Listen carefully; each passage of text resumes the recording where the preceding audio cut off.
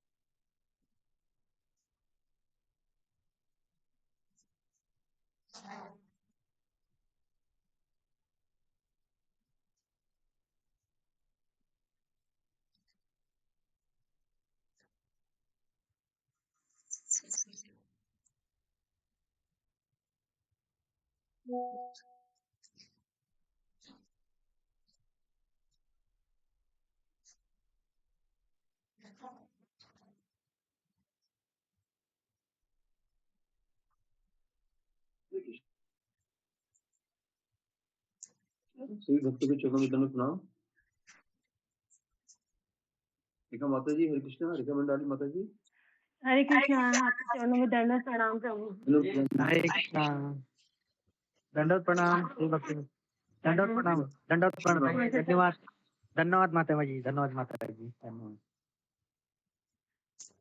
जी माता जी, नरसिंह आरती बोलिएगा। जी प्रभु जी बोलती हूँ। हरे कृष्णा। सभी भक्तों के चरणों में दंडवत प्रणाम। नमस्ते नरसिंहाय, नमस्ते नरसिंहाय, प्रह्लाददायिने हिरण्यकशिपवक्षः शिलाथङ्कानखालये इतो नरसिंह यतो यतो यामि ततो नरसिंह हृदये नरसिंह नरसिंहमदिं शरणं प्रपद्ये तव करकमलवरे अद्भुतसिंह दलिता हिरण्यकशिपु तनुभृङ्गा केशवधृता नरहरिरूपा जय जगदीश हरे, जय जगदीश हरे, जय जगदीश हरे। तव कर कमल बरे अद्भुत श्रृंग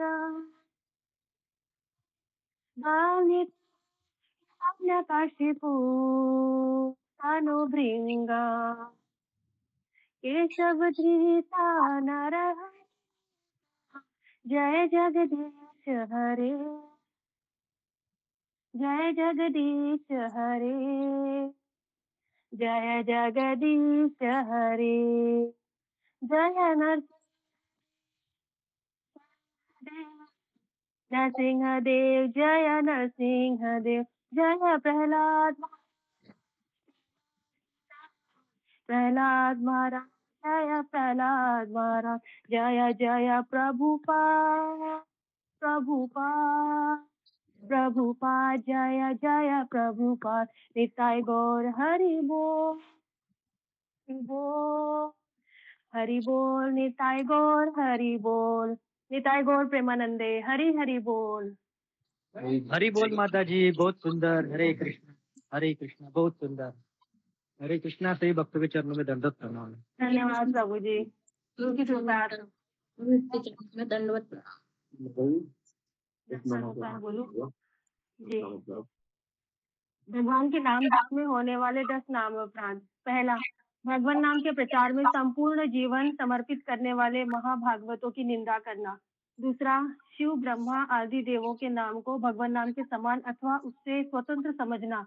तीसरा, गुरु की अवज्ञा करना अथवा उन्हें साधारण मनुष्य समझना। चौथा, वैदिक शास्त्रों अथवा प्रमाणों का खंडन करना। पांचवा, हरे कृष्ण महामंत्र के जप की महिमा को काल्पनिक समझना। छठा, पवित्र भगवान नाम में अर्थवाद का आरोप करना। सातवां, नाम के बल पर पाप करना अथवा हरे कृष्ण मंत्र जप को वेदों में वर्णित एक कर्म कांड के समान समझना। नौवां, अश्रद्धालु व्यक्ति को हरिनाम की महिमा का उपदेश करना। 10वां, भगवान नाम के जप में पूर्ण विश्वास न होना और अगाध महिमा श्रवण करने पर भी भौतिक आसक्ति बनाए रखना। भगवान नाम का जप करते समय पूर्ण रूप से सावधान न रहना भी अपराध है। प्रत्येक वैष्णव भक्त को चाहिए कि इन प्रकार के अपराधों से सदा बचकर रहे ताकि श्री कृष्ण के चरण कमलों में प्रेम शीघ्र प्राप्त हो, जो मनुष्य जीवन का परम लक्ष्य है। दंडवत प्रणाम। धन्यवाद माता जी, धन्यवाद। बहुत सुंदर माता जी। हरि बोल। हरे कृष्णा। अशोक प्रभु जी दंडवत प्रणाम। दोनों प्रणाम माता जी। तो मेरे दंडवत प्रणाम। हरे कृष्ण। हरे कृष्ण। जी माता जी, उसके बारे में बता दीजिएगा। जी प्रभु जी बताती हूँ, 1 मिनट।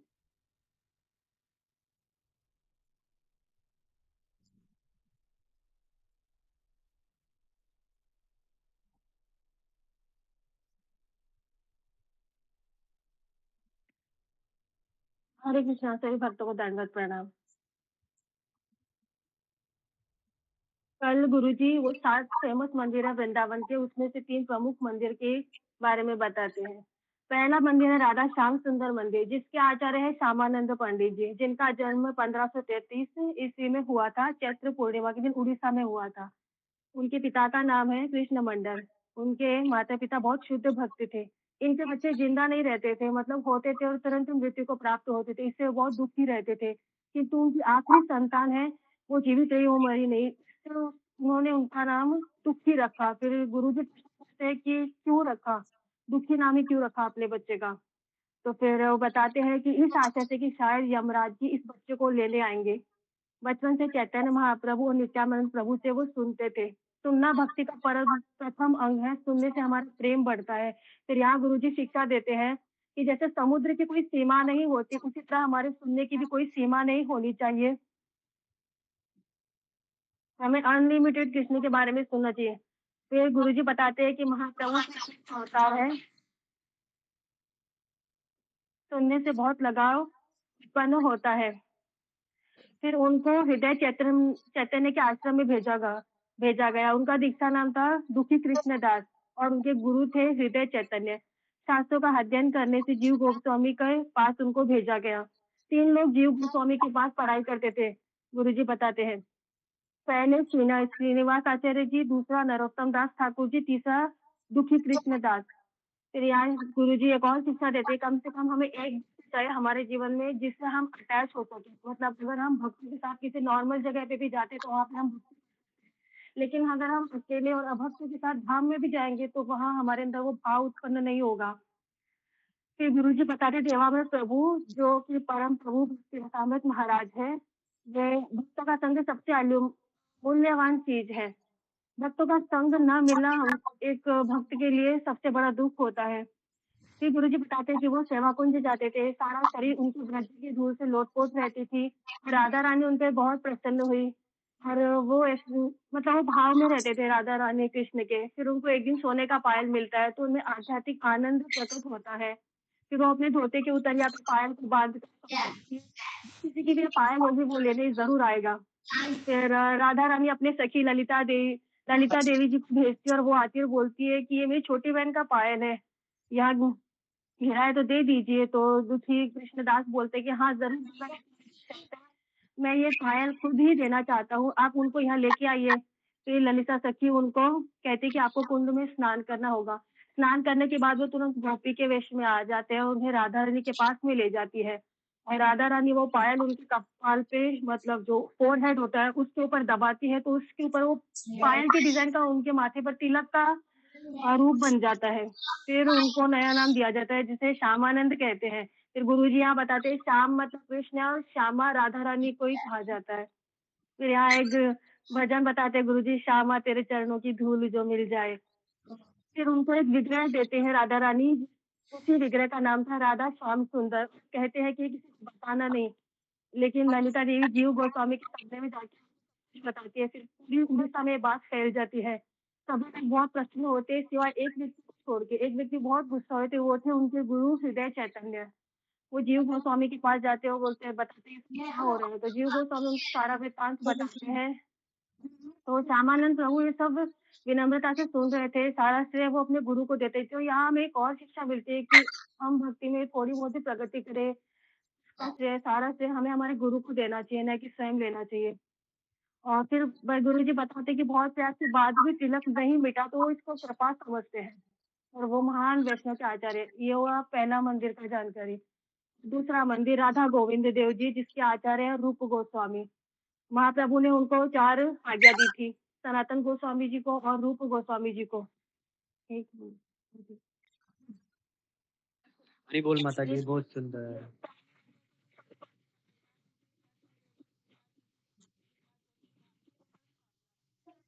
फिर राधा गोविंद देव जी, इनका न हुआ 5000 वर्ष का प्राकट्य हुआ था। रूप में इनका ढूंढने में लग गए थे, में गए सब ढूंढा, लेकिन कहीं नहीं ढूंढा। सुंदर बालक को, तो बालक ने रूप गोस्वामी को देखा और पूछा क्यों सो रहे हो। ये बाल के लिए अच्छा होता है या नहीं? बालक की ओर।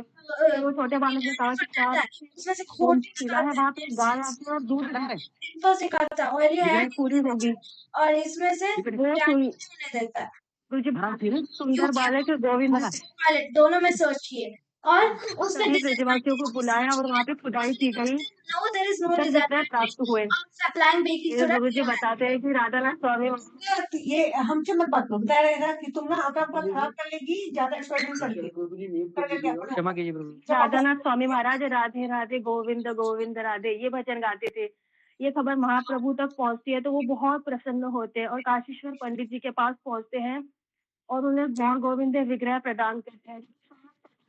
विग्रह की पूजा महाप्रभु कहते हैं कि जो विग्रह की पूजा करेंगे मेरी तो होगी। फिर 1570 ईस्वी में अकबर वृंदावन आए थे और राजा मानसिंह को उन्होंने 4 मंदिर बनाने के लिए कहा। पहला राधा मदन मोहन, दूसरा राधा गोपीनाथ, तीसरा राधा गोविंद देव, चौथा युगल किशोर। उन्होंने कहा था कि लाल पत्थर यूज करने की उनको परमिशन दी थी कि लाल पत्थर का इस्तेमाल किया जाए। और रघुनाथ भट्ट गोस्वामी के निर्देशन के साथ ही यह कार्य संपन्न हुआ। 1590 में ये कंप्लीट हुआ था जो कि 7 मंजिल का राजा औरंगजेब था, वो मुसलमान था। उस 7 मंजिल के उस मंदिर में सबसे ऊपर वाली मंजिल में 1600 किलोमीटर एक बहुत ऊपर ऊंची जोत जलती थी जिसके लिए 1600 किलोमीटर घी लगता था, बहुत ऊंची जोत के लिए।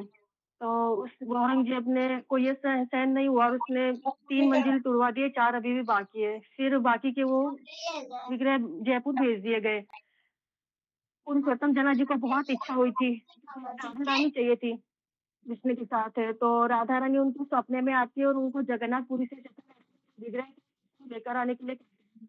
तो सब लोग पुरी से राधा रानी को लेकर आते हैं। तो गुरुजी एक और शिक्षा देते हैं कि हमें हमेशा युगल राधा रानी एक साथ पूजा चाहिए क्योंकि एक अलग नहीं है, उनसे अलग अलग पूजा नहीं करनी चाहिए। ये हुआ दूसरा मंदिर की जानकारी। तीसरा मंदिर राधा रमन ये अकेले ऐसे विग्रह है जो जयपुर नहीं गए हैं। 1511 ईस्वी में ये भारत आए थे। श्रीरंग में वेंकट रमन ने महाप्रभु से कहा कि आप यहीं रहिए। तो उनका लड़का गोपाल था, वो बहुत प्रभावित हुआ महाप्रभु से। उन्हें महाप्रभु बहुत अच्छे लगते थे। गोपाल भट्ट गोस्वामी सदैव उनका चरणामृत लेते थे, किंतु उनके चैतन्य महाप्रभु का वो जो निमाई स्वरूप था, घुंघराले बाल और गौर वर्ण रूप, वो अत्यधिक भाता था। उनको सन्यासी रूप अति पसंद नहीं था। तो चैतन्य महाप्रभु उनके सपने में आते हैं और उनको अपना वो रूप दिखाते हैं और सोते उनका सपना खंडित हो जाता है। तो उनके सामने त्रिभंग स्वरूप में श्याम सुंदर खड़े रहते हैं। तो वो उनका दर्शन करते। त्रिभंग मतलब कृष्ण 3 जगह से, कंधे पैर से, कमर से और कंधे से, जिसे त्रिभंग स्वरूप कहा जाता है, वो उनका श्याम सुंदर स्वरूप है। और उनके गुरु होते हैं प्रबोधानंद सरस्वती, उनके गुरु है। वो उनको कहते हैं कि पहले आप माता पिता की सेवा करो, उसके बाद वृंदावन आ जाना। फिर एक दिन रूप गोस्वामी देखते हैं कि शालिग्राम की ये सेवा कर रहे हैं। वो टोटल 12 शालिग्राम की सेवा एक साथ करते थे। झाड़ के एक डाली पे वो कपड़े में लपेट कर 12 शालिग्राम को टांग देते थे। एक बार एक धनी इंसान वृंदावन आया तो उनके विग्रह के लिए वस्त्र बांटा। तो वहाँ वो गोपाल भट्ट गोस्वामी के मन में इच्छा हुई कि अगर हमारे भगवान के हमारे शालिग्राम जी विग्रह स्वरूप में होते हैं तो हम भी उनकी श्रृंगार सेवा करते हैं, हम भी उनकी खूब चाव से सेवा करते हैं। उनकी इतनी इच्छा प्रकट हुई और दूसरे दिन राधा रमन जी हुआ। 10 इंच बड़े राधा रमन जी प्रकट हुए नरसिंह चतुर्दशी के दिन। फिर गुरु जी बताते हैं प्राण धन है चैतन्य महाप्रभु और राधा रमन, ये अलग नहीं है। चरण मदन मोहन जी के जैसे है, उनका वक्षस्थल गोपीनाथ जी के जैसा है और उनका मुख कमल गोविंद देव जी के जैसा है। इतना ही लिखा है। मुझे गुरु जी पास हो रहे थे, मुझे अच्छा समाज आएगा। बहुत सुंदर बताया है। बहुत सुंदर माता जी, हरि बोल। प्रणाम।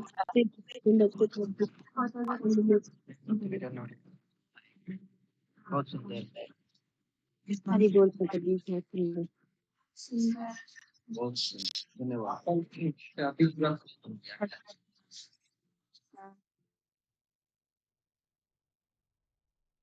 प्रतिभा माता जी हैं, ज्वाइन तो दिया हुआ।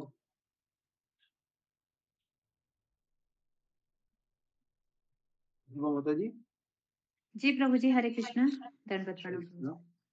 माता जी गुरु जी के आने के बाद कोई भजन बोल दीजिएगा, क्योंकि गुरु जी 3:30 ज्वाइन करेंगे। साढ़े कितने बजे? 3:30 करेंगे, मतलब 10 मिनट बाद करेंगे। जी प्रभु जी, दंडवत प्रणाम। सभी भक्तों के चरणों में दंडवत प्रणाम, सभी वैष्णव को दंडवत प्रणाम। हरे कृष्ण। हरे कृष्णा माता जी धन्यवाद।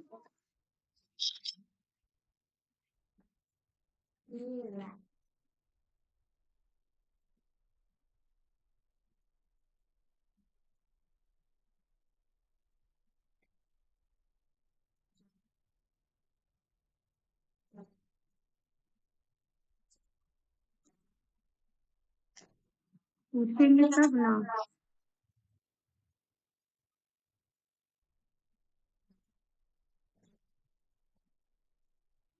हरे कृष्णा प्रभु जी, दंडवत प्रणाम, सब भक्तों के चरणों में दंडवत।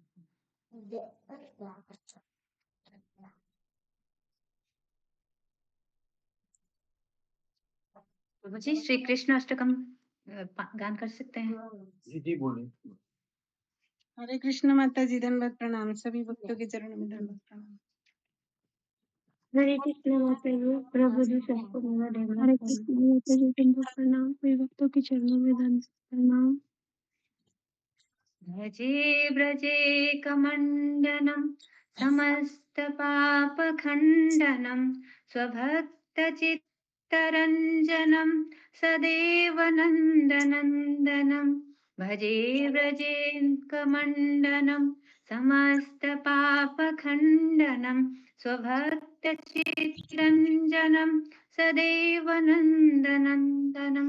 सुपुच्छगुच्छमस्तकं सुनादवेणुहस्तकम् अनङ्गरङ्गसागरं नमामि कृष्णनागरं, नमामि कृष्णनागरम्। मनोजगर्वमोचनं विशालगोललोचनं विधूतश्नुगोपशोचनं नमामि पद्मलोचनं। करारविन्दोद्धरं स्मितावलोकसुन्दरं महेन्द्रमानदारणं नमामि कृष्णवारणं, नमामि कृष्णवारणम्। कदम्बसूनकुण्डलं सुचारुगण्डमण्डलं व्रजाङ्गनैकवल्लभं नमामि कृष्णदुर्लभं। जसोदया समुदया सगोपया सनन्दया जुतं सुखेकदायकं नमामि गोपनायकं, नमामि गोपनायकम्। सदैव पादपङ्कजं मदीयमानसे निजं दधानसूतमालकं नमामि नन्दबालकं। समस्तदोषशोषणं समस्तलोकपोषणं समस्तगोपमानसं नमामि नन्दलालसं, नमामि नन्दलालसं। भुवो भरावतारकं भवाब्धिकर्णधारकं जशोमतीकिशोरकं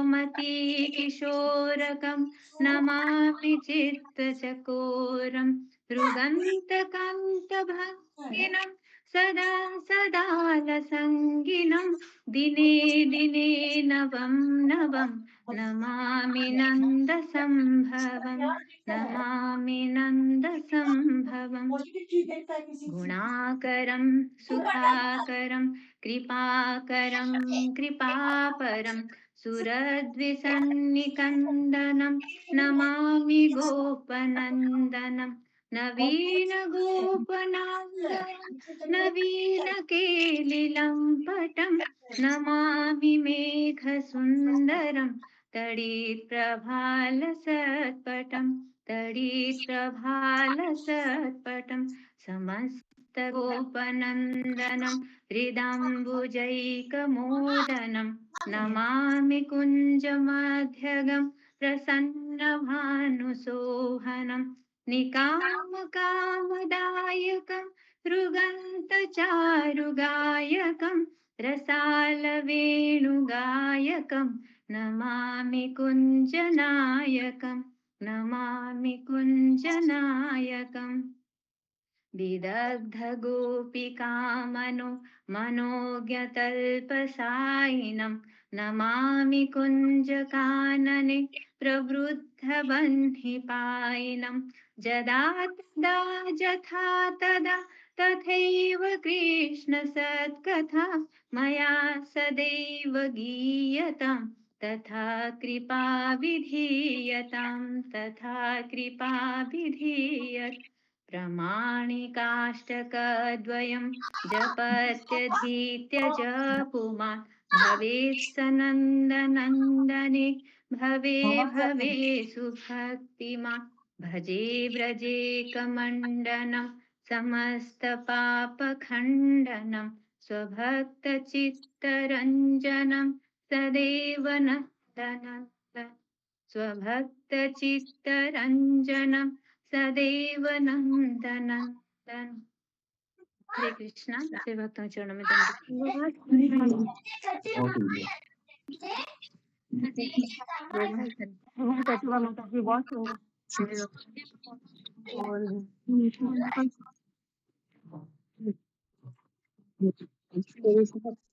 सभी भक्त लोग बहुत अच्छा बोली। बहुत दिन बाद आप तो सुन रहे हैं। हाँ, बहुत दिन बाद गया है, बहुत सुंदर गया है। बहुत बढ़िया।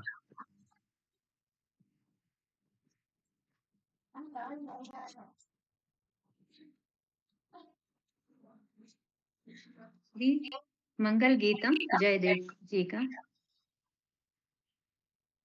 श्रितकमलाकुचमण्डल धृतकुण्डलये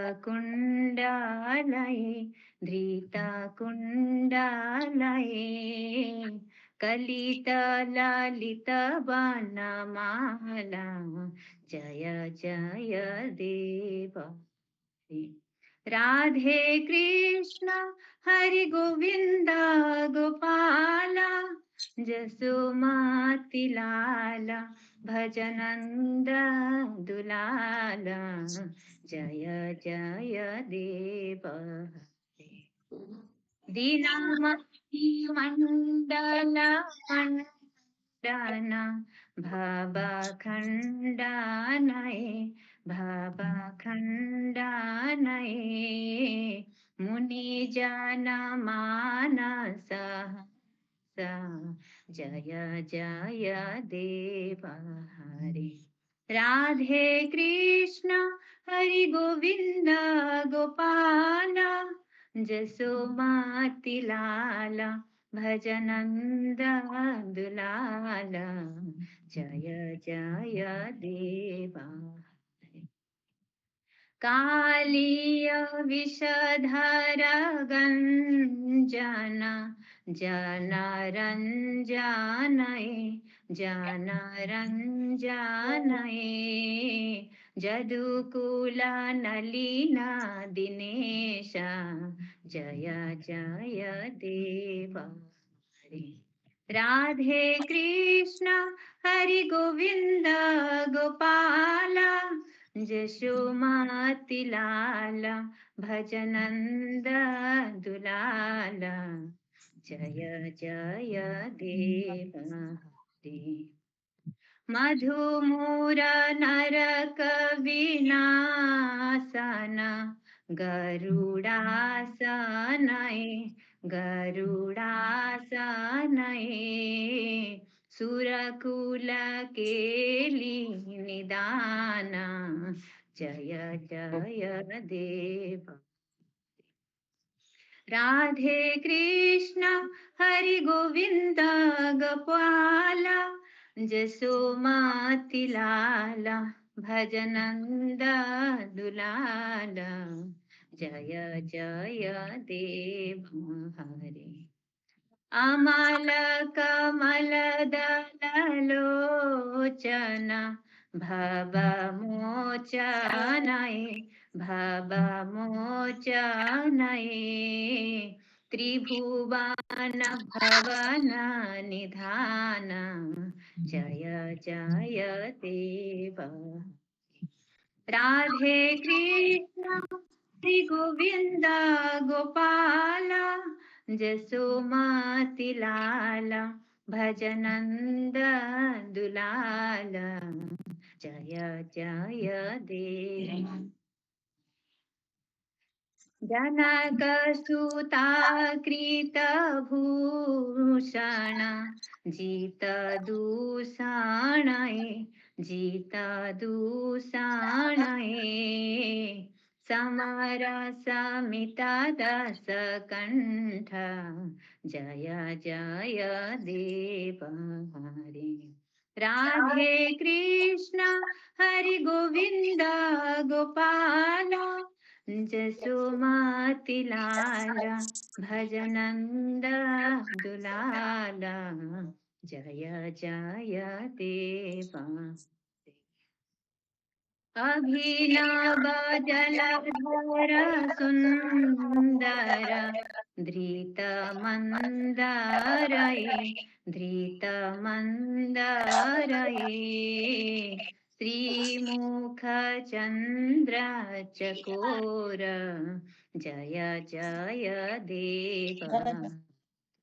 राधे कृष्ण गोविंद गोपाल जसोमति लाल भजनंद दुलाल जय जय देव। तब चरणे प्रणताभयम् इति भावये इति भावये कुरु कुशलं प्रणतेषु जय जय देव हरे। राधे कृष्ण हरि गोविंद गोपाल जसोमति लाल भजनंद दुलाल जय जय देव। श्री जय देव कबीराइदं कुरुते मोदमे कुरुते मोदमे मंगलमुज्ज्वल गीतं जय जय देव हरे। राधे कृष्ण हरि गोविंद गोपाल यशोमति लाल भजनंद दुलाल जय जय देव हरे। जय जय देव हरे। जय जय देव हरे। इति श्री जयदेव दृष्ट मंगल गीतम हरे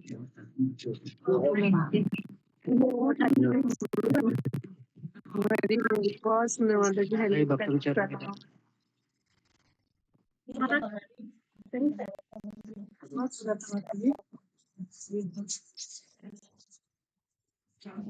बंद कर रही थी नहीं रे नहीं कर रहा आवाज कम कर रही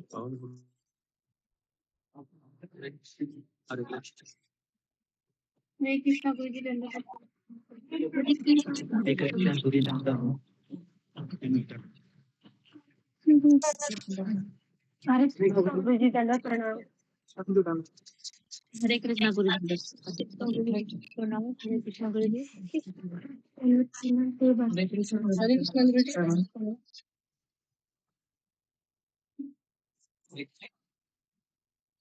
कृष्ण गुरु जी दंडवत प्रणाम। कृष्ण गुरु जी प्रणाम।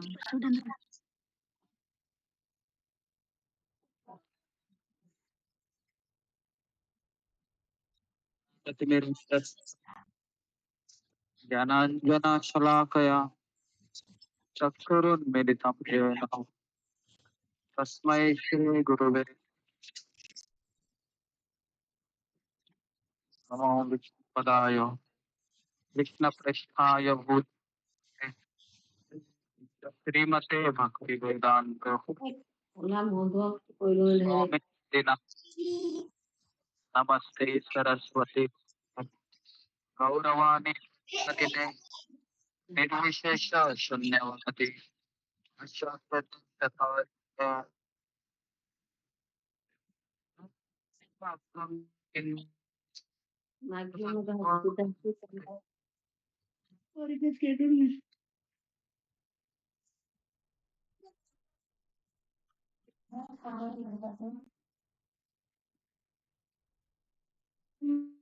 शभानो हरि के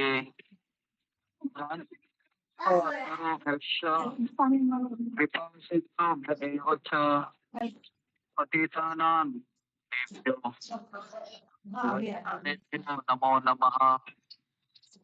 जय श्री कृष्ण चैतन्य प्रभु नित्यानंद श्री अद्वैत गदाधर शिवासादि गौर भक्त वृंद हरे कृष्णा कृष्ण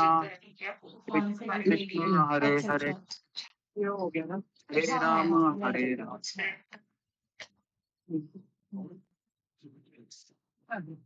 राम राम हरे हरे मुखम करोति वाचालं पंगुं लंघयते गिरिं यत्कृपा तमहं वन्दे।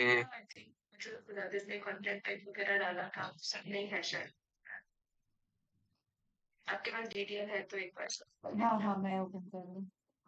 हरे आवाज मेरा सुनाई दे रहा है सबको? जी गुरु जी। अरे गुरु जी। जी गुरुजी जी आ रहा है। आवाज नहीं आ रहा है। 2 मिनट रुक जाइए, अभी गाड़ी रुकने वाली है। बाकी आरपीटी पैकेज का है। बीच बीच में आ सकता है आवाज।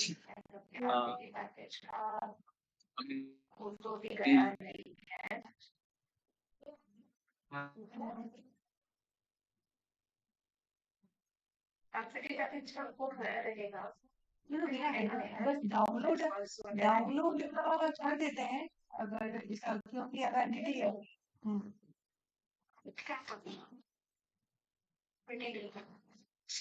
ये करेंगे लेकिन ना ये ना एंटिटी को लोड करता है ना अगर वो एंटिटी में है और डेटाबेस में नहीं है लोड करता है फिर वो उलपटांग फिर इश्यूज दे देता है पता नहीं चलता कहाँ पे इश्यूज आ रहे हैं जी बस आज यही है क्रिएट किया है ऐड करके भेज दिया ये सब को आगे शो ये सब क्या है कि हमें अनटचेबल यूजर आईडी का है इसको चला देते हैं एक बार पूरा रन करा देते हैं कहाँ से चला रहे हैं यहाँ ये जो क्रिएट अटैचमेंट के बाद का ऑल्टर चला दे रहे हैं इसका भी देख लेते हैं इसका अगर होगा अगर एडिट हुआ तो फिर ये दोबारा क्रिएट नहीं करता लाइन नंबर 221 से स्टार्ट करेंगे वहीं से कर लेते हैं कुछ वो पढ़ने पड़ेगा क्योंकि अगर होगा तो दोबारा तो ओवरराइड नहीं करता है वो तो मैसेज दे देगा कि तो 1 से 1 से ना 1 से ठीक है या फिर उसके ऊपर से कर लो ना हाँ हाँ ऊपर से कर लेते हैं हाँ ठीक है ना हाँ ये 1198 से करते हैं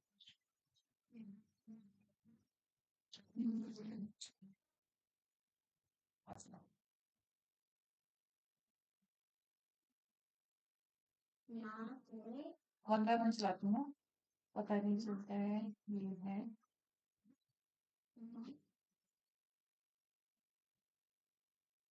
ये है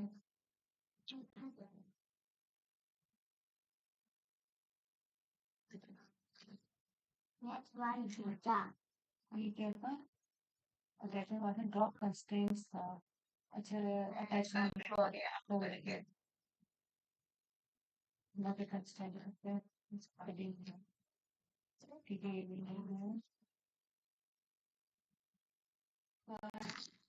हरे कृष्ण माता जी, हरे कृष्ण प्रभु जी, दंड प्रणाम। क्या क्लास शुरू नहीं हुई?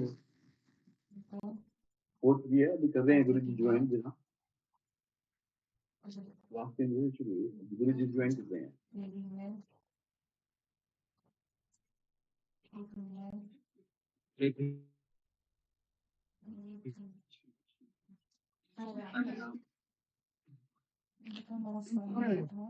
कृष्ण गुरु जी धन्यवाद प्रणाम। गोविंद माता जी का धन्यवाद प्रणाम। संत भक्ति वृंद का धन्यवाद प्रणाम। हरे कृष्ण गुरु जी धन्यवाद प्रणाम। हरे कृष्ण गुरु जी के चरणों में दंडवत प्रणाम, सभी भक्तों के चरणों में दंडवत प्रणाम।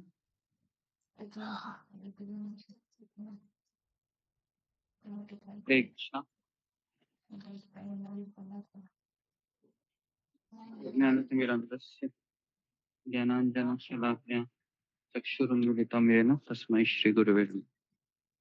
जय श्री कृष्ण। जय प्रभु नित्यानंद। कहीं पे मैसेज देता है तो पता नहीं चलता कि कौन सा चला कौन सा नहीं चला। श्रीवासादि गौर। हरे कृष्णा हरे कृष्णा। एक एक घंटे के लिए ये बोलते नहीं हरे राम राम। आवाज सुनाई दे रहा है मुझे? जी गुरु जी। अच्छा जी जी ठीक है, तो अभी हम शुरू करते हैं। मेमो चलती है, चलती वाली भी है। तो आज हम गीता के ऊपर चर्चा करते हैं, भगवत गीता के बारे में। अशोक चावला प्रभु जरा वो श्लोक पढ़िए, अगला श्लोक।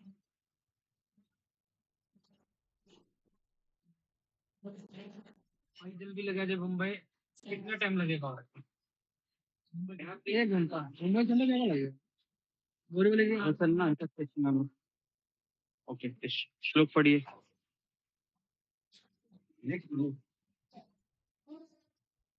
श्लोक पढ़िए अगला।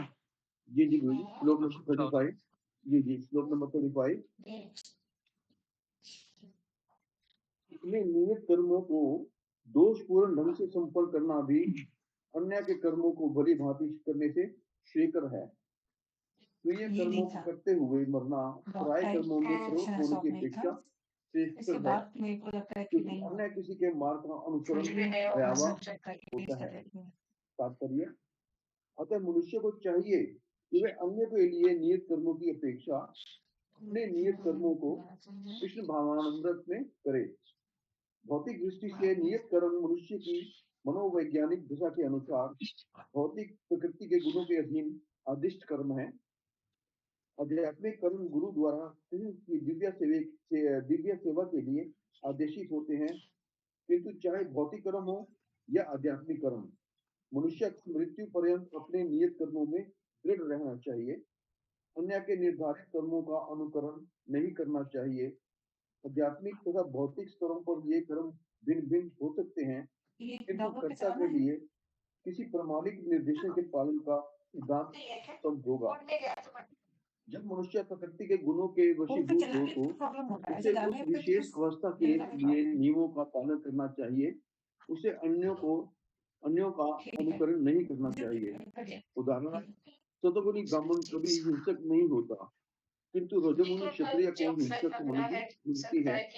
इस तरह क्षत्रिय के लिए हिंसा के नियमों का पालन करते हुए विनष्ट होना जितना श्रेयकर है, उतना अहिंसा के नियमों का पालन करने वाले ब्राह्मण अनुकरण नहीं।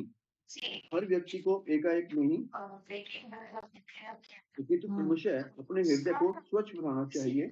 किंतु जब मनुष्य प्रकृति के गुणों को लांघ कर कृष्ण भावनामृत में पूर्णतः लीन हो जाता है, तो वह प्रमाणिक गुरु के निर्देशन में सब कुछ कर सकता है। कृष्ण भावनामृत की पूर्ण स्थिति में एक क्षत्रिय ब्राह्मण की तरह और एक ब्राह्मण क्षत्रिय की तरह कर्म कर सकता है। दिव्य अवस्था में भौतिक जगत का भेदभाव नहीं रह जाता। उदाहरणार्थ, विश्वामित्र मूलतः क्षत्रिय थे, किंतु बाद में वे ब्राह्मण हो गए। इसी प्रकार परशुराम पहले ब्राह्मण थे, किंतु बाद में वे क्षत्रिय हो गए। ब्रह्म स्थिति में होने के कारण ही वे ऐसा कर सके, क्योंकि जब तक कोई भौतिक स्तर पर रहता है, उसे प्रकृति के गुणों के अनुसार अपने कर्म करने चाहिए। साथ उसे कृष्ण भावनामृत का पूरा बोध होना चाहिए। जी गुरुदेव, धन्यवाद। हरे कृष्ण। ओके, श्लोक क्रमांक 35 पढ़ा ना आपने? 35। जी जी गुरु जी। ये तो अभी मैं जस्ट उतरा हूँ स्टेशन से, भी 2 से 2.5 घंटा जर्नी है। तो उसको 3 बजे कोटा स्टेशन है, रवीना मार्केट भी आए टिफिन देने के लिए। तो मैं कृतज्ञता व्यक्त करता हूँ कि एटलीस्ट नहीं तो सुबह भी मुझे पता ही रहता दोपहर में भी अभी 4 बजे तो उन्होंने टिफिन लाया तो अच्छा तो भगवान ने भक्तों को भेजे हैं ताकि वह जब भी कुछ सुविधा होती है तो भगवान हेल्प करते हैं। तो रात को 3 बजे मैं सोया था, मैंने उनको जस्ट पोस्ट नंबर बताया था तो वहाँ पर वो आए। मैं बोला अचानक आवाज कैसे आ रहा है, जोर से बोलने लगे, गुरु जी मैं आया हूँ, क्या हो गया? मैं टिफिन लेके आया हूँ। तो मैंने कहा, अभी हम मैं सो जाता हूँ, आप चले जाइए। अभी सो गया, बस फिर 4 सवा 4 रात को नींद ही नहीं हो पाई अच्छे से क्योंकि रात को 11 बजे ट्रेन आई मथुरा से। 12 बजे सो गए, फिर 3 बजे आ गए, फिर सवा 4 साढ़े 4 बजे उठना पड़ा, वापस फिर माला किया।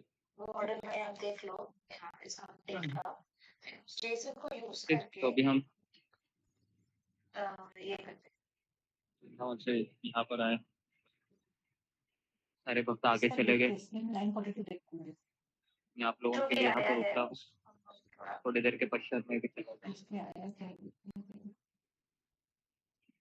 तो चित्तूरियन श्लोक के ऊपर चर्चा की।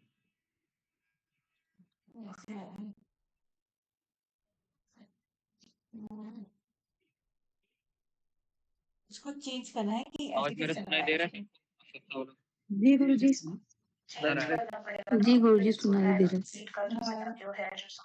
श्लोक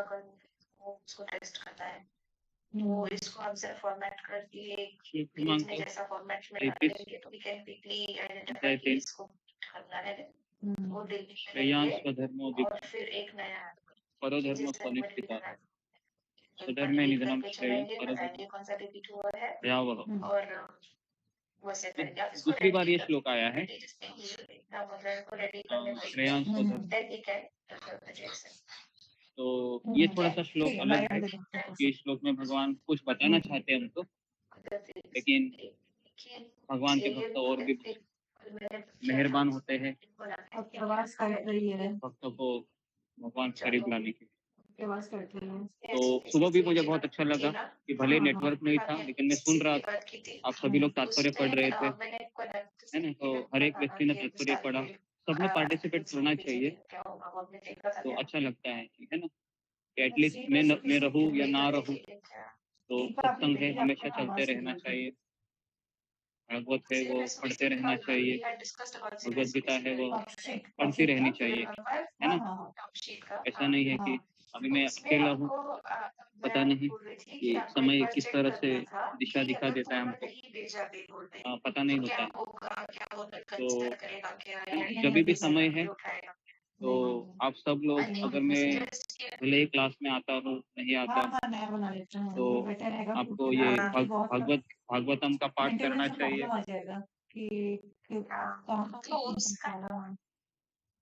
उसका काम आप स्टार्ट कर सकते हैं, बट उसमें आपको ये मान के चलना पड़ेगा कि आपको सारे एट्रीब्यूट्स नहीं मिल रहे हैं, तो बाकी का एट्रीब्यूट्स आप डेटाबेस से निकाल के फिर अपडेट करोगे, ऐसा करना। मुझे आप म्यूट हो। ये तो बेसिकली गुरु क्या जी करना होगा, आवाज नहीं आ इनपुट रही, में म्यूट हो। इसका गुरु जी ये आप लिस्ट म्यूट हो होगा, गए हो।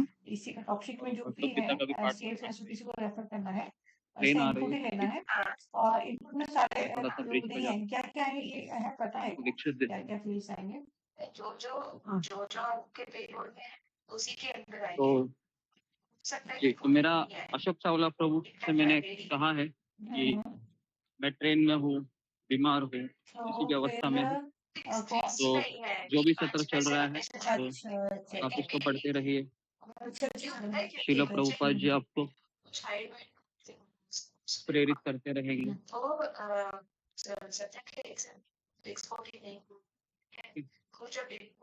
करना होगा तो हो सकता है कि वो नहीं भेजे। श्रेयांश स्वधर्म विगतम ठीक है, ठीक है।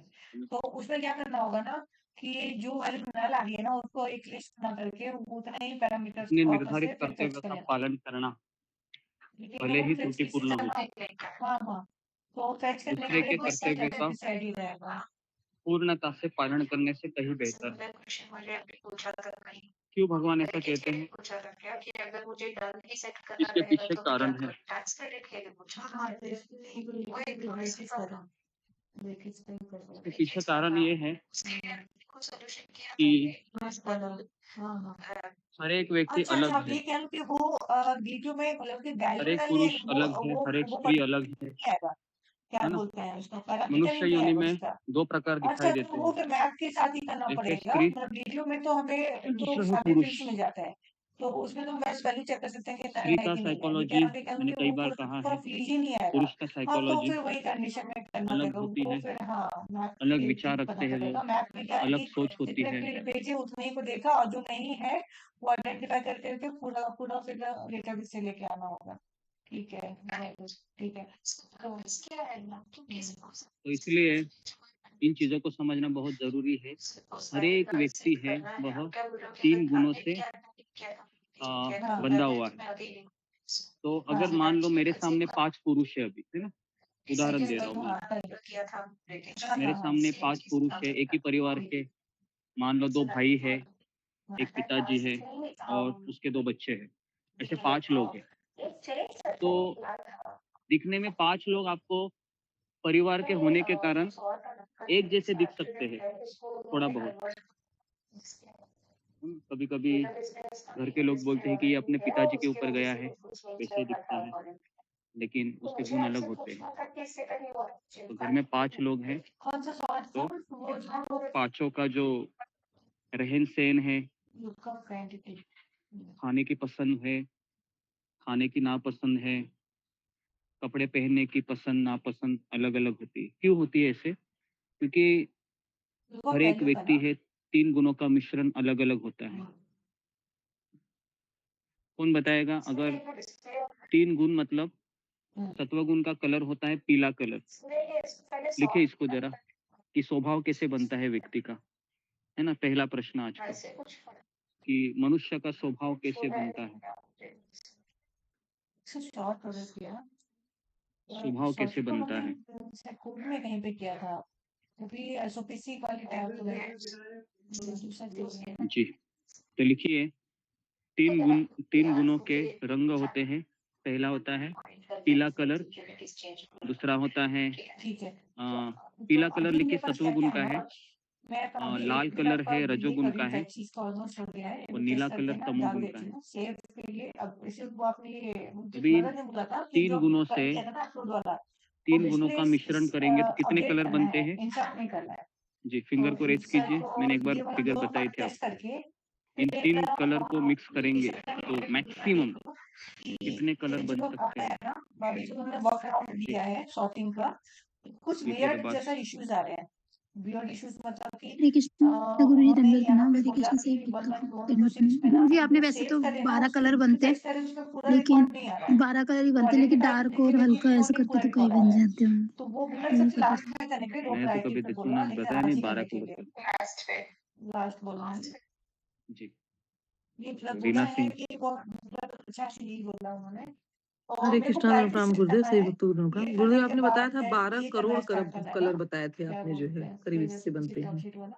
हरे कृष्णा 12 राम। करोड़, ओके। 12 लाख या इसका 12 नाम करोड़ क्या ऐसे है बताया था ये, गुरुदेव आपने, इसका क्षमा करिएगा। नाम क्या रखना है इसका? ओके, दे देगा। 64,000, हाँ? 60,000।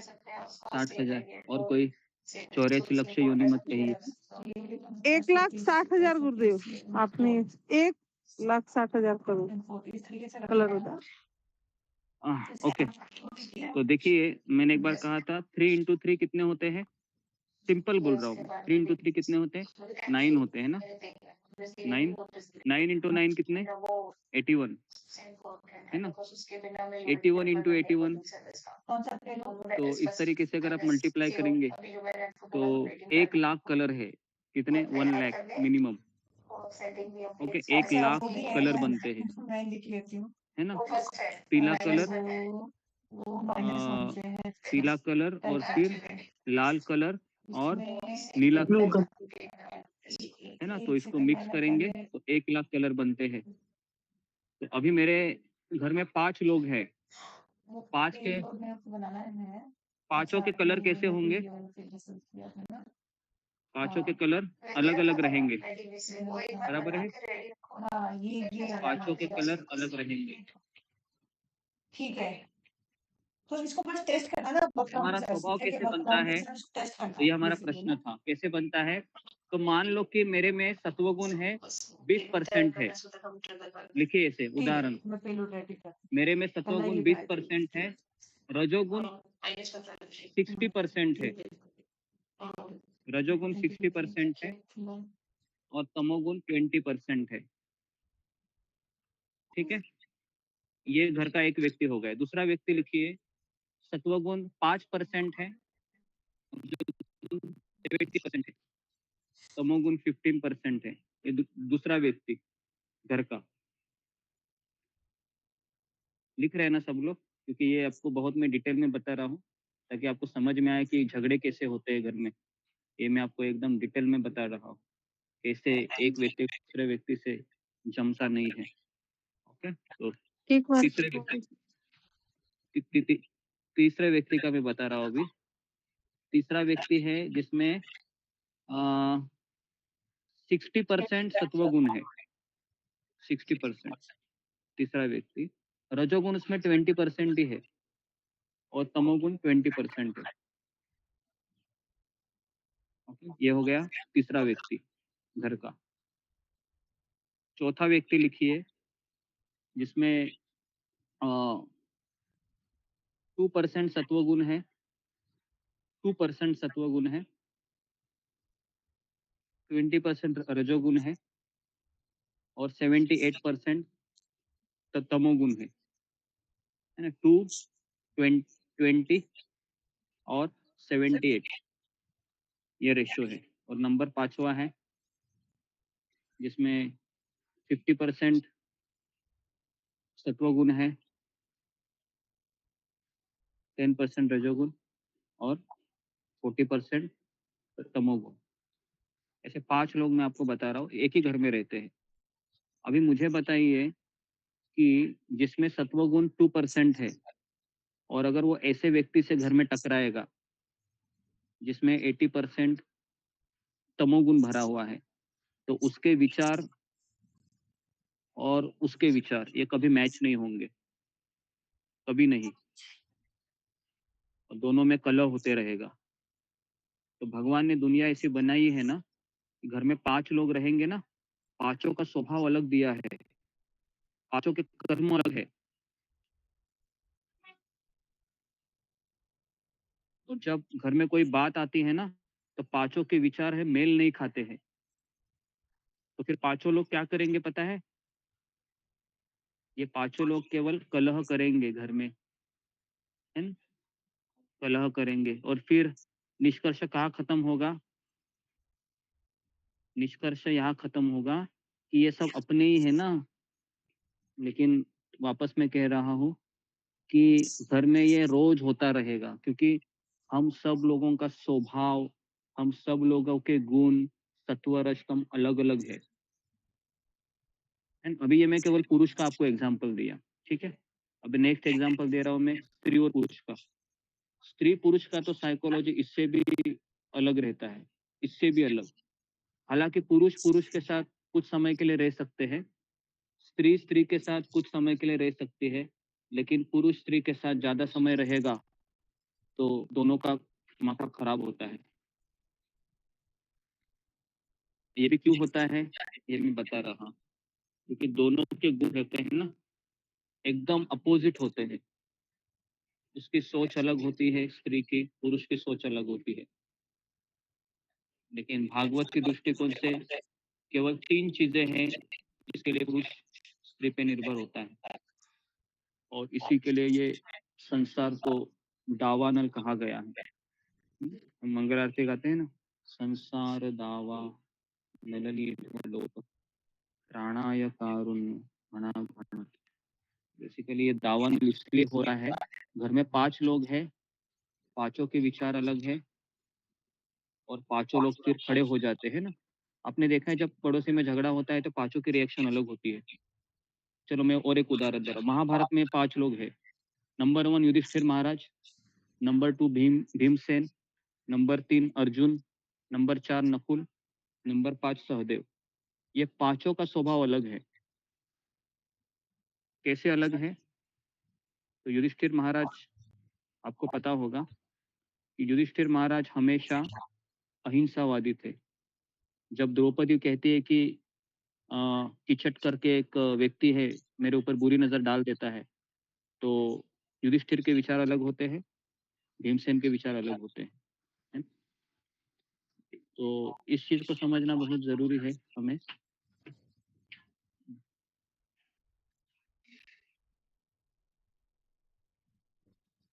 जी, तो ये उदाहरण किसको किसको समझ में आया है? अभी जो मैंने 5-10 मिनट कहा, 15 मिनट मैंने कहा कि स्वभाव कैसे बनता है, फिंगर को रेस कीजिए। वेरी वेरी इंपॉर्टेंट है ये चीज। अगर आपको समझ में आ रहा है कि क्यों एक ही जैसा दिखने वाला व्यक्ति, है ना, एक ही जैसे पहले मुझे समझने वाला व्यक्ति, ये अभी ऐसे क्यों हो रहा है?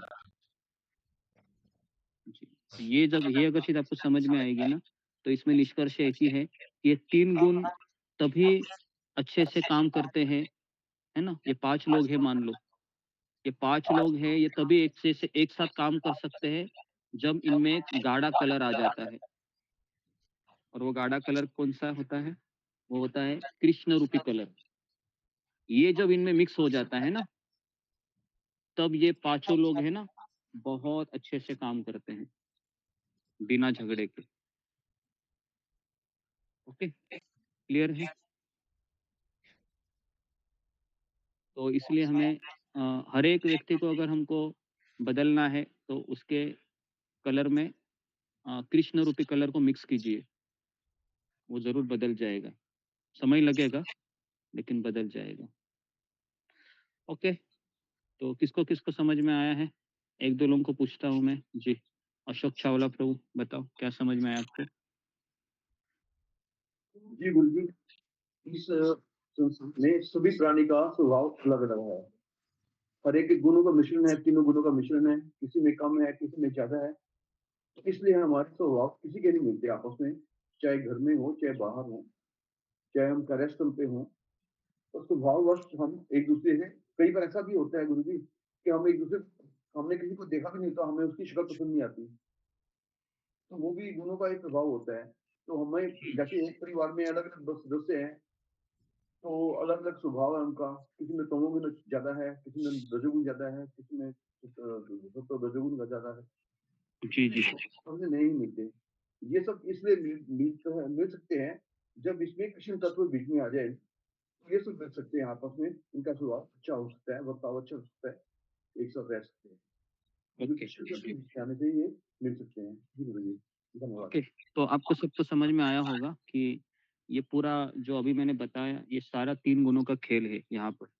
और आपको मैं बता रहा हूँ, शास्त्र पढ़ के भी हम 3 गुणों को नहीं समझ सकते हैं, क्योंकि आप शास्त्र पढ़ो या आप माला करो, सेवा करो, ये 3 गुणों का प्रभाव तभी हट सकता है, जब पूर्ण पुरुषोत्तम भगवान श्री कृष्ण आपकी भक्ति से संतुष्ट होंगे। और उससे भी ज़्यादा संतुष्ट अगर हमारे आसपास के भक्त और हमारे आध्यात्मिक गुरु होंगे, तो ये धीरे-धीरे प्रभाव कम हो जाता है ना?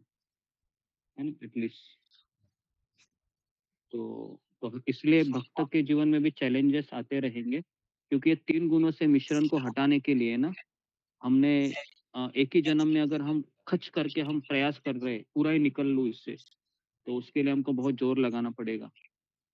और वो जोर लगाने का अर्थ है कि तीव्रेन भक्ति योगेन यजन्ति सुमेधस। तीव्रता से भक्ति करनी होगी। सोने के पश्चात भी आप लोग क्या कीजिए, शिल प्रभुपाद का वह ट्यून लगाइए और उसको सुनते-सुनते सो जाइए। जब भी आप उठोगे तो प्रभुपाद का ट्यून या सत्संग की याद, कुछ तो ऐसा चाहिए जीवन में कि हमेशा मैं कैसे न कैसे सत्संग को याद करता रहूँ, सत्संग की याद करते रहो, इस तरीके से, है ना? और अगर मान लो कि मैंने आज कृष्ण रूपी कलर को मिक्स किया, लेकिन मैंने कल मिक्स करना भूल गया, तो पता है क्या होगा? तो ये जो कलर है ना, 3 कलर, ये वापस वापस धीरे-धीरे उग्र होने लगते हैं। तो इसलिए कृष्ण रूपी कलर मिक्स करना है, ये रोज का काम है।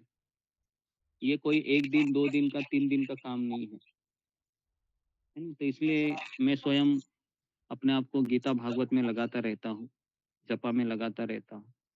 इच्छा हो ना हो, हमने वचन दिया है, वचन का निर्वाह करना ज़रूरी है। जो जो व्यक्ति वचन तोड़ देता है, वह व्यक्ति कभी भी कोई भी वचन फ़ॉलो नहीं करता। तो इसलिए हमें जो वचन हम आध्यात्मिक गुरु को देते हैं, उसका निर्वाह करना बहुत ज़रूरी है। जी, और ऐसे बहुत सारी परिस्थितियाँ आएगी जीवन में, जब हमको लगेगा कि अ, मुझे ये वचन तोड़ना चाहिए, लेकिन हमें इसको तोड़ने नहीं देना है। ओके, गीता भागवत परिति श्रवण अखंड चिंतन विठोबाचे, तुकाराम महाराज कहते हैं कि हमको गीता भागवत का श्रवण रोज करना चाहिए, है ना? मैं आऊँ या ना आऊँ, है ना? मुझे आने में देरी हो या मैं कहीं ट्रेन में फँसा हुआ हूँ, है ना? कहीं पर भी फँस सकता हूँ मैं। तो आपको ये गीता का सत्र है। मान लो मैं अभी नहीं आता था, अब क्या करना होता था? तो अशोक चावला प्रभु आपको फिर गीता पढ़ने के लिए कहते थे, है ना? आप गीता पढ़ते थे फिर, एक-एक श्लोक, एक-एक श्लोक, एक-एक श्लोक, ठीक है? जी। तो जी, अपने निर्धारित कर्तव्य का पालन करना, भले ही त्रुटिपूर्ण हो। त्रुटिपूर्ण मतलब गलत हो, कोई बात नहीं। अगर मैं मान लो रजोगुण मेरे में 50% है और कोई दूसरा व्यक्ति के चीज़ मुझे बहुत भा रही है ना? जैसे मैं उदाहरण दे रहा हूँ आपको।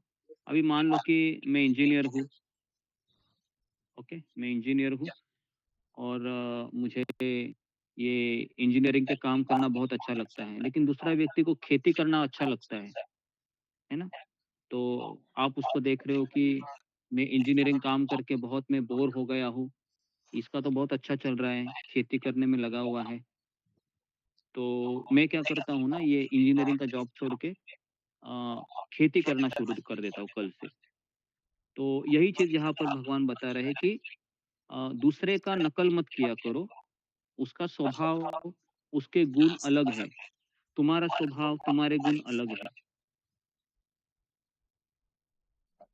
तो इसलिए हमें आध्यात्मिक गुरु की आवश्यकता इसलिए पड़ती है, क्योंकि वो व्यक्ति जानता है कि आपके भीतर ऐसा कौन-सा गुण है जो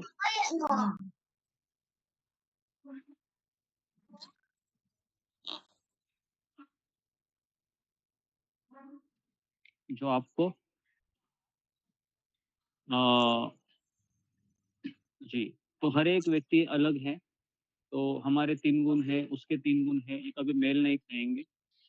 तो इसके लिए हमें किसी दूसरे की नकल नहीं करना चाहिए। कोई आर्टिस्ट हो सकता है, तो आपको लगेगा कि मैं भी आर्टिस्ट बन जाऊँ। जैसे मैं जब जहाज में काम करता था ना, तो मुझे कई लोग ऐसे भी मिले कि जो सोच रहे थे कि ये जहाज में आके ना मुझे मेरा मन नहीं लग रहा है, मुझे घर की याद आती है और यहाँ पर मुझे बहुत लोनलीनेस फील होता है, मैं क्या करूँ? तो मैं क्यों आया जहाज में, है ना? तो उसने कम से कम 10 लाख रुपए का लोन लेके वो पढ़ाई किया था, है ना? एक व्यक्ति। तो कह रहा था कि मेरे पास मेरे ऊपर लोन भी है, मैं क्या करूँ? लेकिन मेरी बिल्कुल इच्छा नहीं हो रही है, मुझे माँ की याद आती है ना? बच्चे कुछ ऐसे आते हैं बैचलर, बोलते मुझे मन नहीं लगता है, मुझे दोस्तों की याद आती है। तो फिर वो सोचते हैं, फिर मैंने कहा फिर क्या करोगे ज़िंदगी में? बोलते मैं फिर सॉफ्टवेयर इंजीनियर बनूँगा। मतलब क्यों बनेगा तुम? बोलते हैं कि मुझे वो अच्छा है एसी में बैठूँगा कुर्सी पे और कंप्यूटर चलाऊँ। तो ये गलत गलत है ना? उसका स्वभाव है इंजीनियरिंग के लिए बना था वो, है ना? तो अभी उसको इसलिए नहीं जम रहा है क्योंकि उसको इमोशनल प्रॉब्लम हो रहा है। तो इसलिए कोई भी फील्ड चूज़ करने के लिए भी काउंसलिंग होती है। आप में से कितने लोगों ने देखा है कि 10वीं के बाद करियर गाइडेंस होता है? एक है ना? 10वीं या 12वीं के बाद कि आपको कहाँ पर जाना है, होता है? आज की तारीख में भी होता है। होता है। तो फिर उसको कहते हैं कि तुम इंजीनियरिंग करो, डॉक्टर करो, एमबीबीएस करो, बीए करो, एमकॉम करो, बीकॉम करो, है ना? या फिर आईएएस की तैयारी करो या फिर यूपीएससी एग्ज़ाम की तैयारी करो, एटसेट्रा, एटसेट्रा बहुत सारी चीज़ें होती हैं। तो अगर उसको सही चीज़ पता नहीं है अपने बारे में, कि मैं क्या कर सकता हूँ, और अपने को कुछ पता ही नहीं होता है। जैसे मेरा ले लो, मुझे इंजीनियरिंग में कोई ये नहीं था, मैं अपना ही उदाहरण दे रहा हूँ। तो मुझे इंजीनियरिंग करने में कोई इंटरेस्ट नहीं था, लेकिन पिताजी ने कहा कि इंजीनियरिंग को बहुत अच्छा जॉब मिलता है, तो मैंने सोचा कि ठीक है। हाँ, और मेरा उस समय ऐसा कुछ था नहीं कि मुझे कुछ बनना था, ऐसा कुछ था नहीं। मैं सोचा कि ठीक है, छोटा-मोटा जॉब कर लेंगे, और इस्कॉन मिलने के बाद तो फिर मेरी और भी आशाएँ वो टूट गई कि क्या करेंगे अभी जॉब करके भी? जॉब करने की भी इच्छा भी नहीं हो रही थी। तो फिर पिताजी ने कहा कि तुम इंजीनियरिंग करो, तो मैंने कहा कि ठीक है इंजीनियरिंग करता हूँ, लेकिन कौन-सा इंजीनियर करूँ? तो बोलता है कि अभी मार्केट में कंप्यूटर इंजीनियरिंग को बहुत स्कोप है। तो फिर मैंने 10वीं के बाद कंप्यूटर इंजीनियरिंग की ट्राई की, वो भी नहीं मिला। फिर ऑटोमोबाइल के लिए, वो भी नहीं मिला। फिर मैकेनिकल के लिए, वो भी नहीं मिला। फिर इलेक्ट्रिकल मिला। तो इस तरीके से मेरा उसमें कोई इंटरेस्ट ही नहीं था। लेकिन पिताजी ने कहा, कोई क्यों ना हो, इंजीनियर बन लो तुम। फिर मैंने इलेक्ट्रिकल चूज़ की। ठीक है, अभी मुझे इलेक्ट्रिकल में कुछ पहला साल तो मुझे ऐसा लगा कि किसी ने मेरे ऊपर, है ना, बहुत ज़बरदस्ती की हो। कुछ पता ही नहीं चल रहा था। 3 साल, 2 साल तो ऐसे गए, पूछो मत, जो भी है। फिर उन्होंने कहा कि ठीक है, डिप्लोमा हो गया, डिग्री करिए। फिर बीटेक के लिए एडमिशन लिया, उसमें भी 3 साल, कोई इंटरेस्ट नहीं था। 6 साल ऐसे ही चले गए, है ना? लेकिन अभी 6 साल पिताजी के पैसे इन्वेस्ट किए हैं, तो सोचा कि चलो अभी कुछ पैसे कमा लेते हैं। तो थोड़ा बहुत चीज़ पता था, तो जहाज में काम किए फिर। लेकिन जहाज में भी मेरे गुण मैच नहीं किए, क्योंकि जहाज का लाइफ़ मेरे लिए बना ही नहीं था। लेकिन वहाँ पर भी मैंने अ, नौकरी की, वो पैसे कमाने थे, है ना? और एक अच्छा था कि कृष्ण का ट्रेनिंग लिया था, इस्कॉन का प्रशिक्षण लिया था, 16 माला करना और गीता पढ़ना, भागवत पढ़ना, तो इसके लिए मैं वहाँ पर रह पाया। लेकिन उसके बाद मुझे पता चला कि मेरी असली फ़ील्ड है, पढ़ाने में है। तो ये मुझे अभी-अभी पता चल रहा है, क्योंकि मैं जिस किसी के पास जाता हूँ, उसको बताता हूँ, तो उसको तुरंत समझ में आता है। तो उसको एग्ज़ाम्पल देके भी समझा सकता हूँ। तो ये सब चीज़ मुझे अभी पता चली, है ना? तो टीचिंग में अच्छे से कर सकता हूँ, ये मुझे अभी पता चला। तो इसके लिए बहुत समय लगता है चीज़ों को समझने के लिए कि क्या मैं अच्छे से कर सकता हूँ। तो अपने अंदर क्या वो चीज़ है जिससे मैं अपने को फ़ायदा करा सकता हूँ, दूसरों को फ़ायदा करा सकता हूँ। तो ये हर किसी को समझ में नहीं आता। तो मैं इसके लिए ये एग्ज़ाम्पल दे रहा हूँ कि मेरे भीतर क्या है, वो मुझे समझ में नहीं आता है। लेकिन जब दूसरे लोगों को पता चलता है कि मेरे वजह से इनको फ़ायदा हो रहा है ना? तो फिर पता चलता है कि हाँ, ये चीज़ अच्छी है। और फिर मैंने देखा कि मेरे पिताजी भी पहले क्लासेस पढ़ाते थे, और मेरे दादाजी एक स्कूल टीचर थे, है ना? गवर्नमेंट टीचर थे।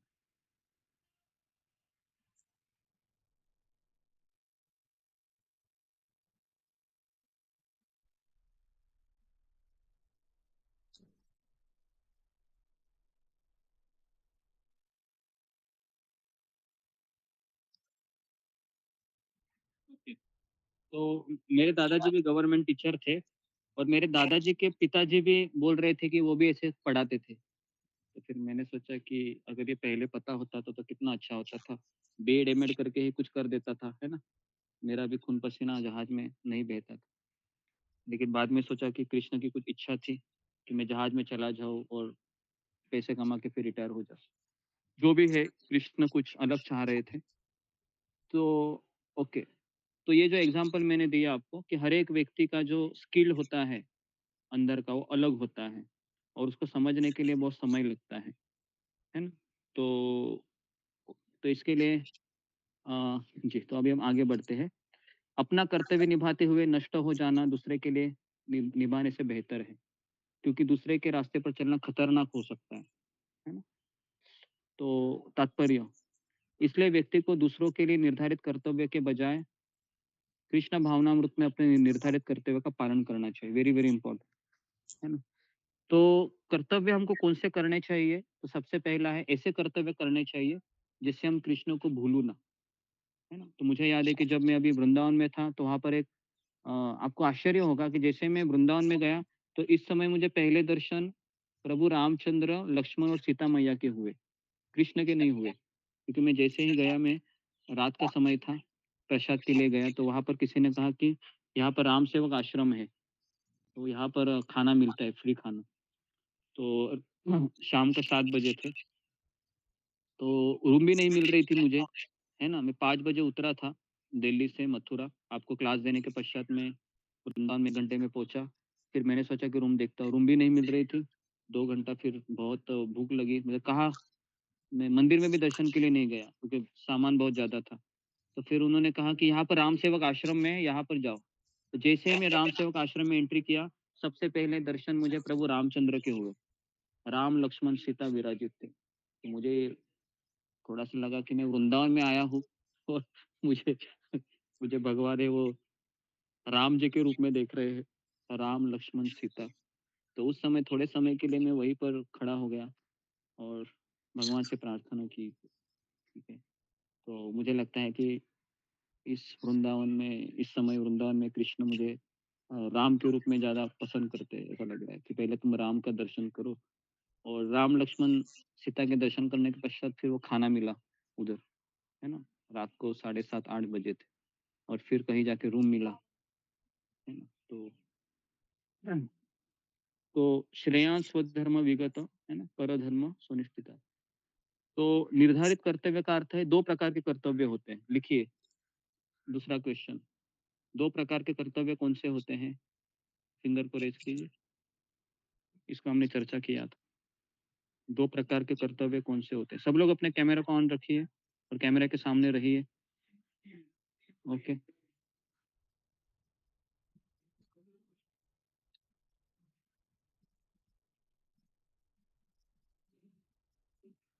जी, 2 प्रकार के कर्तव्य कौन से होते हैं?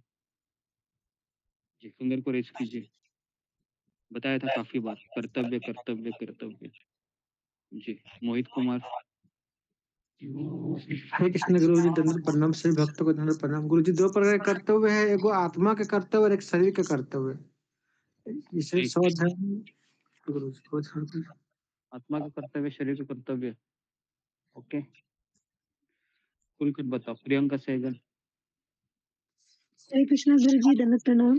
गुरु जी, आध्यात्मिक कर्म और भौतिक कर्म है, 2 कर्तव्य हैं, आध्यात्मिक कर्तव्य और भौतिक कर्तव्य। आध्यात्मिक कर्तव्य आत्मा के लिए किए जाते हैं, आत्मा की उन्नति के लिए, और भौतिक कर्तव्य जैसे घर के कार्य हैं, व्यक्तियों की जो घर परिवार के लोग होते हैं, भौतिक काम करना, वो भौतिक कर्म है।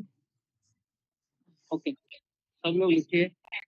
आध्यात्मिक कर्तव्य मतलब ऐसे कर्तव्य जो अ, भगवान को केंद्र में रखकर किए जाए।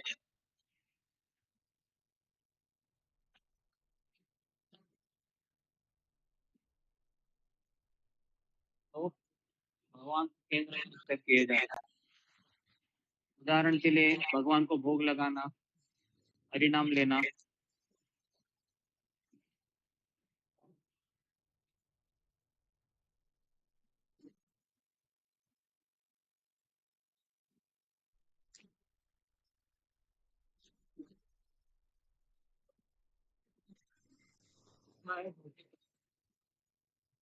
दूसरा लिखिए भौतिक कर्तव्य मतलब जॉब करना और वर्णाश्रम के हिसाब से अपने कर्तव्य का फॉलो करना। हाँ, ये लिखिए, वर्णाश्रम के अनुसार अपने कार्य करना। वर्णाश्रम। ओके। जी,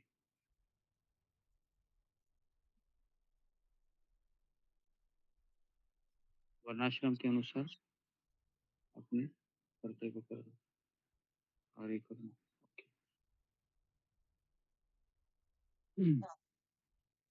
तो आगे बढ़ता हूँ मैं। भौतिक रूप से निर्धारित कर्तव्य भौतिक प्रकृति के गुणों के वशीभूत होकर किसी की मनोशारीरिक स्थिति के अनुसार दिए गए कर्तव्य है। आध्यात्मिक कर्तव्य कृष्ण की सेवा के लिए आध्यात्मिक गुरु द्वारा आदेशित होते हैं। ओके। लेकिन चाहे भौतिक हो या आध्यात्मिक, किसी को दूसरे के निर्धारित कर्तव्य का अनुकरण करने के बजाय मृत्यु तक भी अपने निर्धारित कर्तव्य का पालन करना चाहिए, है ना? तो हमें दूसरों की नकल नहीं करना चाहिए। जैसे मान लो कि भक्ति में भी हम देखते हैं कि किसी को प्रचार करना अच्छा लगता है, तो हम उसकी नकल नहीं कर सकते क्योंकि उसका मूड अलग है ना? तो अगर हमको भगवान के लिए फूलों की माला बनाना अच्छा लगता है, तो वो कीजिए आप, है ना? या आपको कीर्तन करना अच्छा लगता है, आप कीर्तन कीजिए, है ना? आप ये मत सोचिए, अरे ये प्रचारक है, देखो फूलों की माला इसको पहनाई जा रही है, चलो मैं भी बनता हूँ। नहीं, ऐसा नहीं होता है। तो हमें जो भक्ति का अंग अच्छा लगता है, उसमें हमको समय देना चाहिए। लेकिन उससे भी ज़्यादा ये ज़रूरी है कि हमारे गुरु हमसे क्या चाहते हैं, वो ज़्यादा ज़रूरी होता है।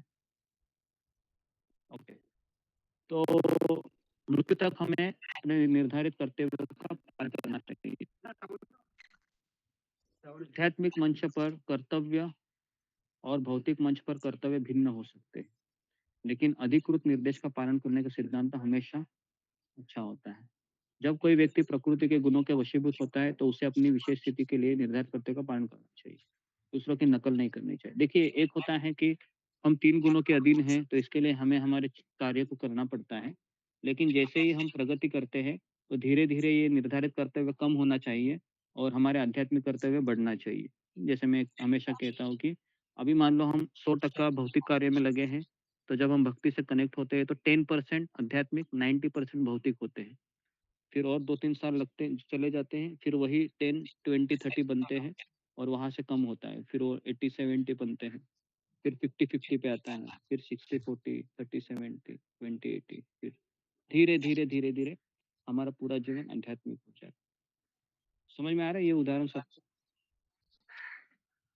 ओके, समझ में आ रहा है ना? मुझे पता है आपको सब। तो अभी हमारा भी जीवन ऐसे ही कुछ हो रहा है, बराबर है? पहले हमारा जीवन पूरा 100% मटेरियलिस्टिक था, आपको याद होगा, है ना? पूरा 100% मटेरियलिस्टिक था, भौतिक था। लेकिन अभी हम सत्संग कर रहे हैं, तो थोड़ा-सा किसी का 20-80 होगा, किसी का 30-70 होगा, किसी का 50-50 होगा, है ना? पता नहीं किसी का क्या-क्या है ना? कभी किसी को लगता है कि ये 90-10 है, लेकिन वैष्णव परत किया, तुरंत 70-60, 50-40, 30-20, 10, कभी-कभी 0 भी हो सकता है। हुँ? तो वो सांप-सीढ़ी का खेल आपको पता होगा ना? कई बार हम बोलते हैं, सांप-सीढ़ी का वो चौकस होती है कि 87, 90, 95 है वो, पर 99 पे भी बड़ा साँप होता है, देखा आपने? 99 पे बड़ा साँप होता है ना? गलती से 99 आ गया, फिर कहाँ जाओगे फिर? 10-15, है ना? वहाँ पर जाओगे। कैसा लगेगा आपको?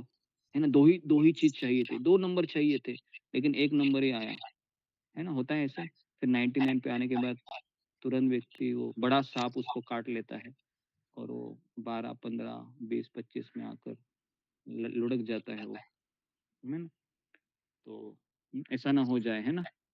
तो इसके लिए हमें मार्गदर्शन है वह 99 पे भी लगता है, 100 में भी लगता है। 100 होने के बाद मार्गदर्शन क्यों लगता है? कि 100 होने के बाद अहंकार ना आ जाए कि, है ना? कई बार मैच जीत जाती है तो हम क्या होते हैं, यस मैंने कर लिया, है ना? ऐसा आता है, मैंने कर लिया, अचीव कर लिया, है ना? अभी तो मैं जीत गया। तो ये एक मिथ्या अहंकार प्रकट होता है। जैसे इंडिया पाकिस्तान की मैच होती है, तो आपने देखा इंडिया जीत गई, तो ऐसा लगता है कि सारे भारतीय लोग सोचते हैं कि हाँ, उसका अहंकार इतना बड़ा हो जाता है कि रात-रात वो, है ना, आतिशबाजी करता रहता है, पटाखों की। दारू भी पीते हैं, पता है लोग? इंडिया पाकिस्तान की मैच जीतने के बाद बहुत हल्ला होता है। क्यों होता है हल्ला? क्योंकि उसको लगता है कि मैंने परास्त किया, मैं जीत गया, I am the winner. Okay, तो इसके लिए स्पोर्ट्स का एटीट्यूड है ना, ये बहुत खतरनाक होता है कभी-कभी। हम बच्चों को एनकरेज तो करते हैं कि तुम नंबर 1 आना, नंबर 2 आना, नंबर 3 आना, लेकिन इसमें हम उस बच्चे का अहंकार ही बढ़ता है कि वो नंबर 1 आएगा, तो वो दूसरों को कम सोचेगा ना? क्या लगता है आपको? कम सोचेगा कि नहीं? नंबर 1 आएगा, वो बोलेगा कि अरे! ये लोग देखो, ये तो नंबर 1 आया। कॉम्पिटिशन भी ज़्यादा नहीं होते हैं। इसके लिए वो जो कुछ-कुछ स्कूल कॉलेज में देखो वो क्या बोलते हैं, पार्टिसिपेशन सर्टिफिकेट भी मिलता है, पता है आपको? पार्टिसिपेशन सर्टिफिकेट हर एक को दिया जाता है ना? 1 नंबर नहीं, जिन्होंने सबको मिलता है। तो उसमें वो अच्छा रहता है एक तरीके से, तो उसमें एनकरेजमेंट मिलता है, कॉम्पिटिशन नहीं होता, बराबर है? तो हुँ,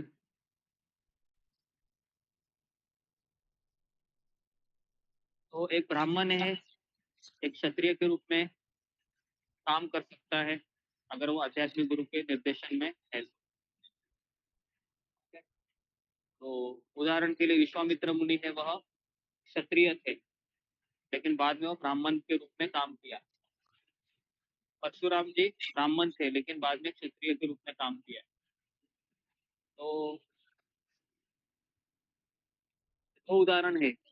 लिखिए, तीसरा प्रश्न लिखिए कि हम प्रकृति के 3 गुणों को कभी बदल सकते हैं या फिर कभी बदला जा सकता है। तो इसमें आप एग्जाम्पल लिखिए, 2 एग्जाम्पल, विश्वामित्र मुनि और परशुराम जी। विश्वामित्र मुनि पहले कौन थे? विश्वामित्र मुनि पहले ब्राह्मण नहीं, क्षत्रिय थे, बाद में ब्राह्मण बने। और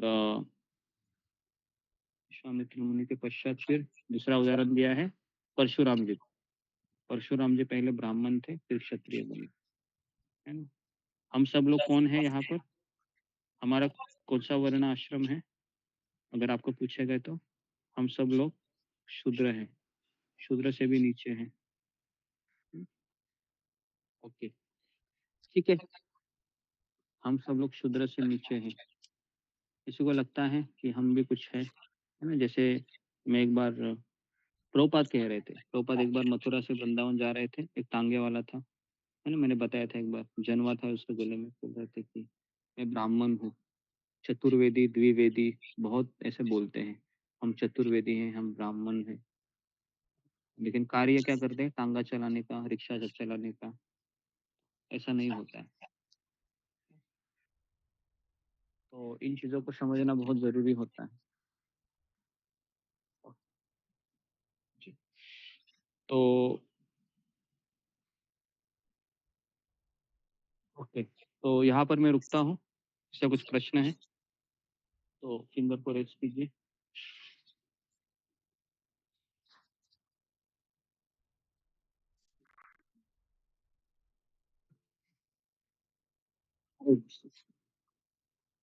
सुनीता सिंह। हरे कृष्ण जी, फास्ट बतूं बना ये दो चीज मेरा क्वेश्चन ये है, जैसे कि हस्बैंड वाइफ जब शादी होता है तो उसमें गुण मिलाते हैं, 31 32 इस तरीके से 36 गुण का होता है, तो उसमें से गुण मिलाते हैं, तो वो कितना काम करता है? और वो अगर किसी का 31 समझ गुण नहीं मिल आ रहा है, वैसे समझ में क्लैरिटी नहीं है। गुरुजी मैं वैसे करती हूँ गुरुजी। नेक्स्ट अशोक चावला। तो जी महाराज जी, आपने कहा था भागवत की दृष्टि में स्त्री पुरुष के 3 मुख्य गुण भेद होते हैं, वो कौन उनसे बताई नहीं वो आपने? समझा नहीं, मैं क्या बोल रहे हो? आपने कहा था कि भागवत की दृष्टि से स्त्री पुरुष में 3 मुख्य भागवत के अनुसार डिफरेंट होते हैं, वो कौन से बताए नहीं आपने? 3 मुख्य समझा नहीं भागवत। हाँ, 3 गुण जो स्त्री पुरुष से मैं बता रहा था वो। जी जी जी गुरु जी। ओके ओके जी। तो भागवत के दृष्टिकोण से स्त्री और पुरुष में केवल मतलब पुरुष को स्त्री इसलिए चाहती है, मतलब चाहिए होता है केवल 3 चीजों के लिए, नहीं तो स्त्री पुरुष का एक साथ रहना भी दोनों के लिए खतरनाक होता है, क्योंकि जितने दो लोग ये ज्यादा समय के लिए रहते हैं ना, खास करके रिटायरमेंट के बाद ज्यादा दिखाई देता है, क्योंकि रिटायरमेंट के बाद फिर पति पत्नी दोनों एक साथ ही रहते हैं और फिर उसमें बहुत ज्यादा ही क्लेश सब बहुत सारी चीजें हो जाती है, या फिर सैटरडे संडे के दिन ज्यादा होता है। इश्यू होता है, तो दोनों का साइकोलॉजी अलग है ना, दोनों की सोच अलग है, क्योंकि जैसा जेंट्स सोचता है वैसे लेडी सोच ही नहीं सकती, कभी भी नहीं। हाँ, अब मेरा अपना अनुभव है, आप लोगों का भी अनुभव रहेगा, जैसा आप सोचोगे वैसा वो सोचेगी ही नहीं, हमेशा ऐसे अपोजिट सोचेगी इस तरीके से। तो जी, तो भागवत के दृष्टिकोण से पुरुष को स्त्री केवल 3 चीजों के लिए चाहिए होती है। 3 चीजें जो पुरुष चाहता है इस संसार से, जो उसको केवल स्त्री में मिली, इसलिए वो शादी करता है। नंबर 1 पहला है कि उसको अच्छा खाना है, अच्छा भोजन पका कर देती है स्त्री, इसलिए वो आसक्त हो जाता है स्त्री से। नंबर 2 वो मीठा मीठा बोलती है, तो उससे वो आसक्त हो जाता है। कानों की संतुष्टि। दूसरा है जीवा की संतुष्टि। और तीसरा है बच्चे पैदा करते हैं इनसे। तो इन 3 चीजों के कारण वह आसक्त हो जाता है पुरुष स्त्री से। अगर पुरुष ने इन तीनों चीजों के ऊपर विजय प्राप्त किया तो उसको स्त्री की कोई आवश्यकता नहीं है। तो ठीक तो भागवत कह रहा है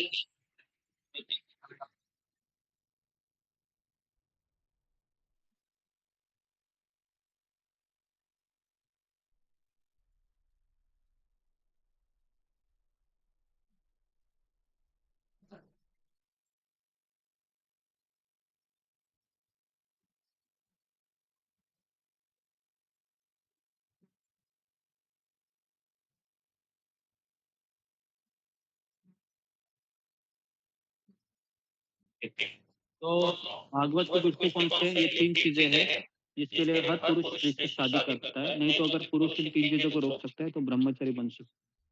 लेकिन प्रॉब्लम है कि कलयुग में संस्कार नहीं हो रहे हैं ना, तो इसके लिए मैंने ये भी देखा है कि कोई ब्रह्मचारी बनना चाहता भी है,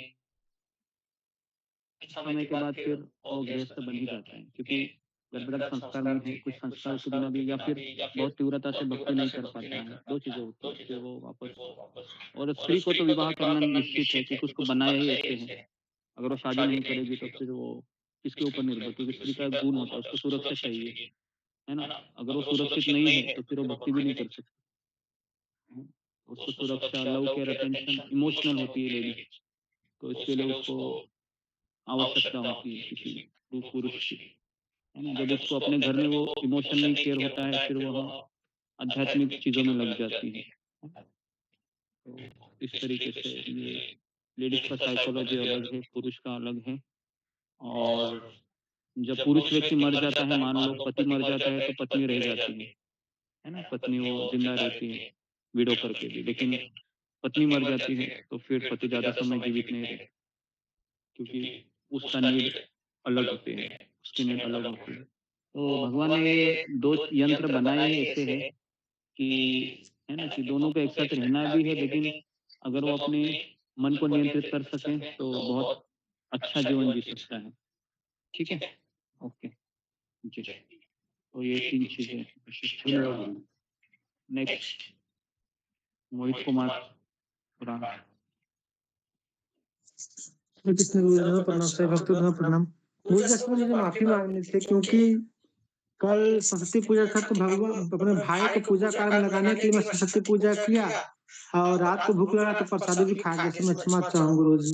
मेन कारण था भाई को पूजा में लगाना। ये क्षमा मांगने से पहले है ना, कोई भी चीज़ करने से पहले 10 बार पूछा करो, है ना? ये बहुत बार क्षमा मांगने से ठीक नहीं होता। ठीक है। वृषाली तट। हरे कृष्ण गुरु जी, धन्यवाद प्रणाम। सभी भक्तों के चरणों में धन्यवाद प्रणाम। गुरु जी, आपने अभी हमें बताया कि 3 गुणों के मिश्रण से व्यक्ति का स्वभाव अलग-अलग बनता है। तो मुझे यहाँ बताइए कि ये 3 गुणों का जो मिश्रण है, क्वांटिटी है, वो अलग-अलग कब जन्म से पहले बनती है या जन्म के बाद बनती है? ये कब निश्चित होती है? और मुझे कृपया ये समझाइए कि आपने एक बार बताया था कि जो 3 गुण होते हैं, हम पर हमेशा इन तीनों में हमेशा स्पर्धा रहती है और हमेशा ये हावी होते रहते हैं। कभी सत्वगुण हावी होता है, कभी रजोगुण हावी होता है, कभी तमोगुण हावी होता है। तब क्या ऐसी परिस्थिति में स्वभाव भी चेंज होता रहता है क्या? कृपा करके मुझे बताइए।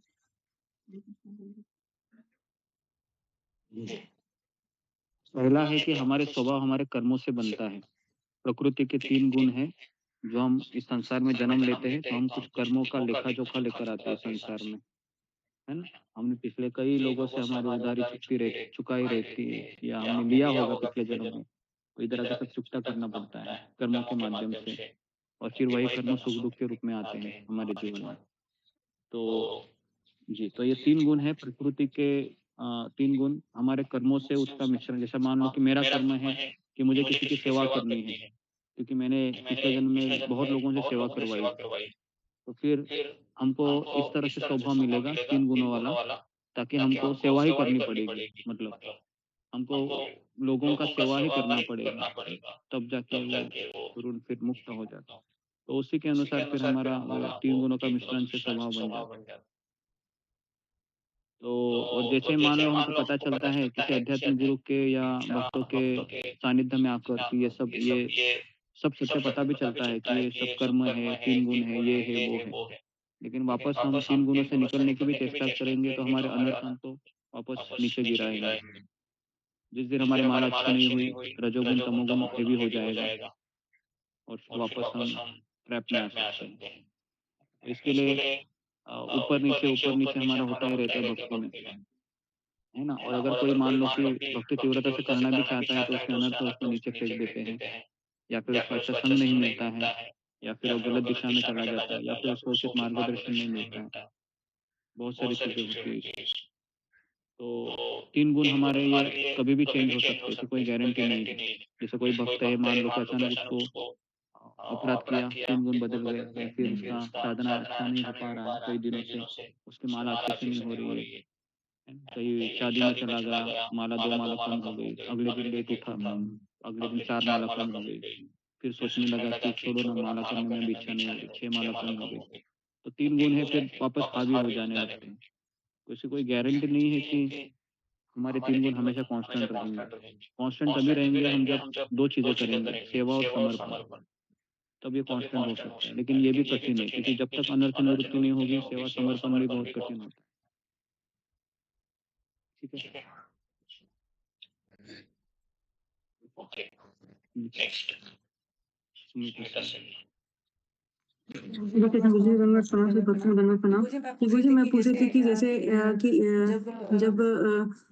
जब शादी होती है तो फिर उसमें गुण देखते हैं, 36 गुण मैक्सिमम होता है तो उसमें गुण देखते हैं। तो वो जो गुण देखते हैं वो भी तो जो ग्रह नक्षत्र का होता है, तो क्या ये 3 ग्रहों से मिलकर के बना होता है कि वो लोग का जो मिलाते हैं और उसके बाद मिलने के बाद भी बनता नहीं है हस्बैंड वाइफ में, तो वो क्या चीज़ होता है? जैसे 31-30 के बाद भी बन गया, वो हो गया, तभी नहीं बनता आपस में, मेल-जोल नहीं खाता है गुरुजी, तब क्या होता है उसको?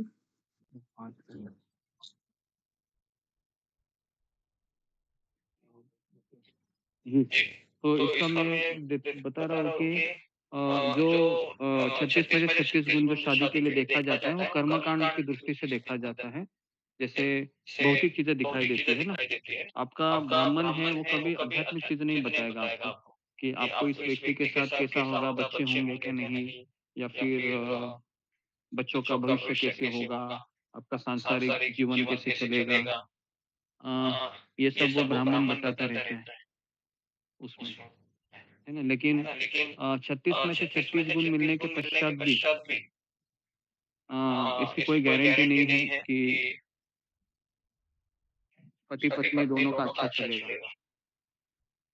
कोई गारंटी नहीं, क्योंकि भले ही 36 में से 36 गुण भी मिल जाए, वो भौतिक चीज़ है। क्योंकि जब तक कृष्ण रूपी कलर मिक्स नहीं करेंगे हम, वो 36 के 36 मिलने के बाद भी दोनों में कलह होता रहेगा, है ना?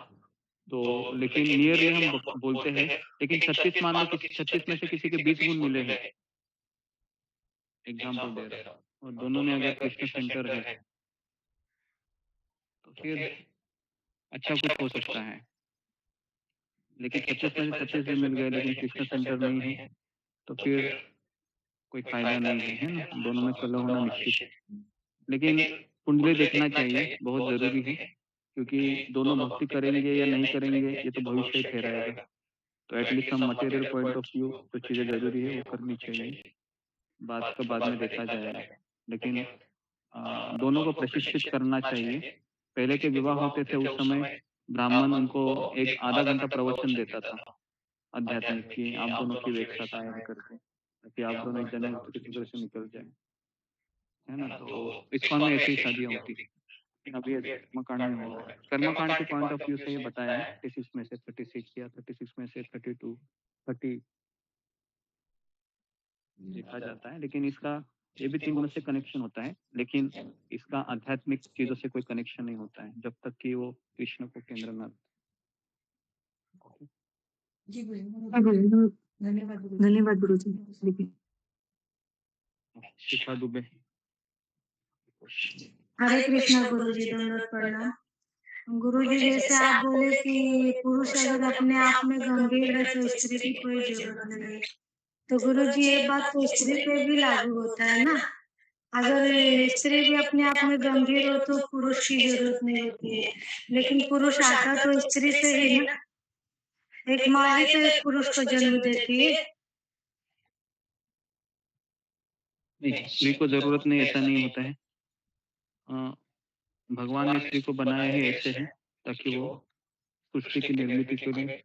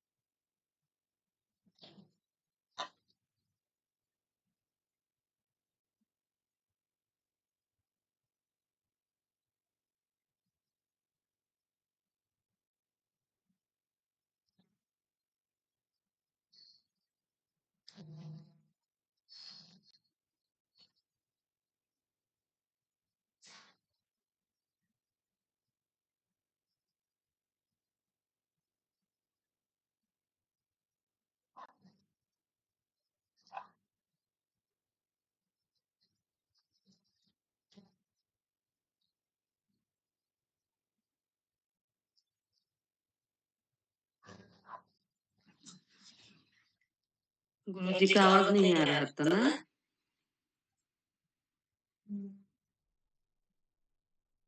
होती है वो गुरु की गाड़ी आई वो हाँ। तो भी है गुरु जी शायद।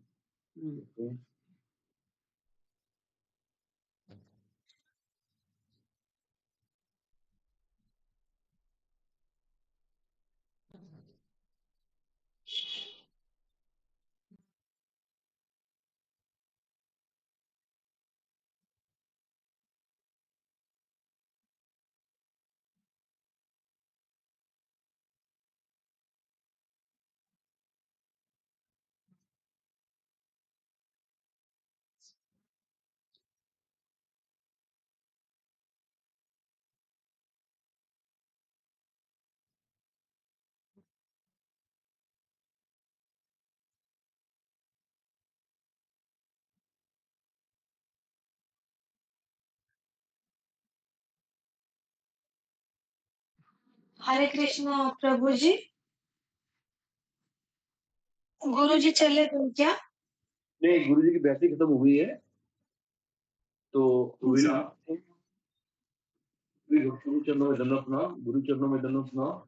हरे हरे कृष्ण।